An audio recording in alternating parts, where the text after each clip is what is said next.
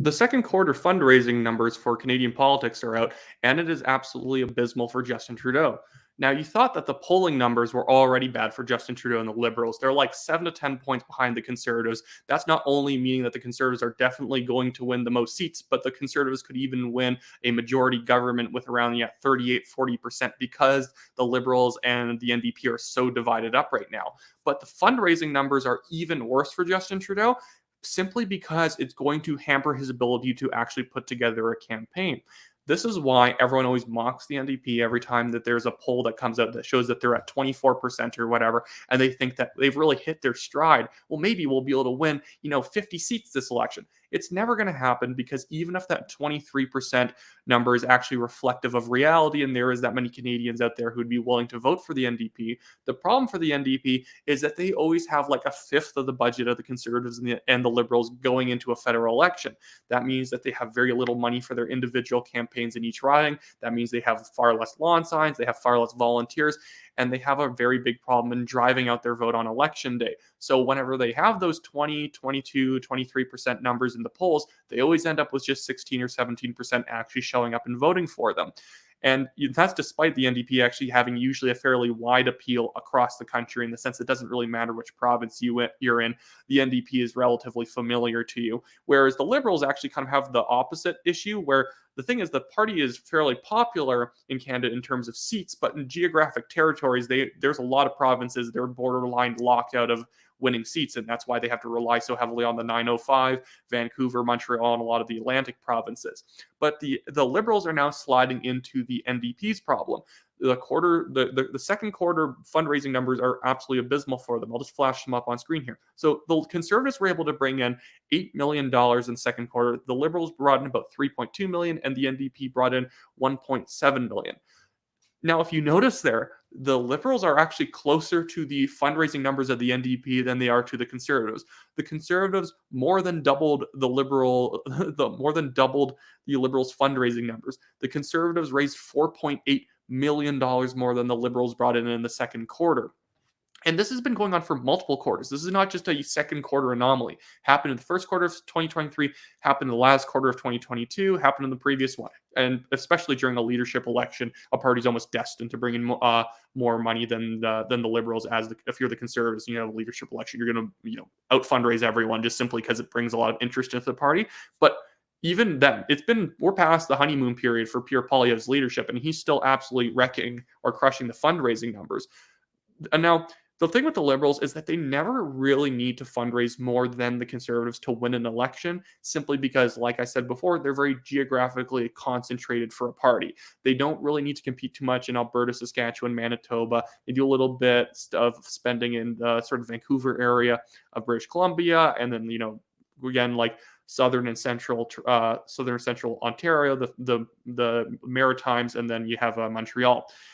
The problem here, though, is that usually they're somewhere in the ballpark of the Conservatives. It's that the Conservatives have $8 million and the Liberals raised $5 million or something like that. It's never that they're literally being doubled. Now, why I compare them to the NDP is that we could see an election where Justin Trudeau has, 100, I forget, I think he has like 140 or so, whatever MPs, probably more than that. I should check.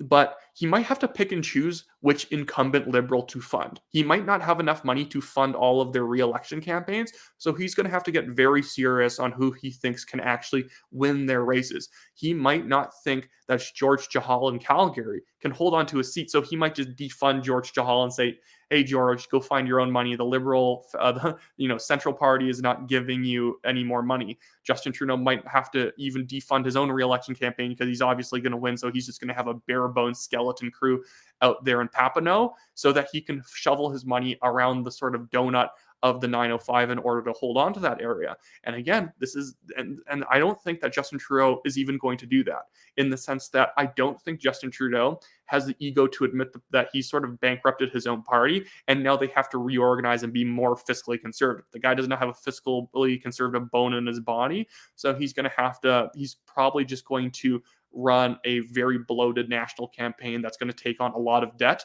and is going to end up probably running afoul of Elections Canada. All this said, I don't think the Conservatives should ever rest on their laurels and think that they're probably going to win simply because of the fundraising numbers. They are going to want to keep up the pressure, and this is where I completely disagree with the Toronto Sun saying that Pierre Poilievre should basically try and acting more like O'Toole, as if he's going to somehow alienate, moderate voters by using his sort of like hard-edged approach to politics. I think that's really why he's popular and why he's bringing in so many donations. Again, when the Conservatives are winning, not only when it comes to fundraising numbers overall, but when they're actually their per capita donation is much lower than the Liberals, it demonstrates that the average person is coming and giving them their $50, that they actually believe that the Conservatives can win and are actually going to alleviate their problems. So giving them this $50, giving them this $100, or even just $20, that this is actually going to benefit them.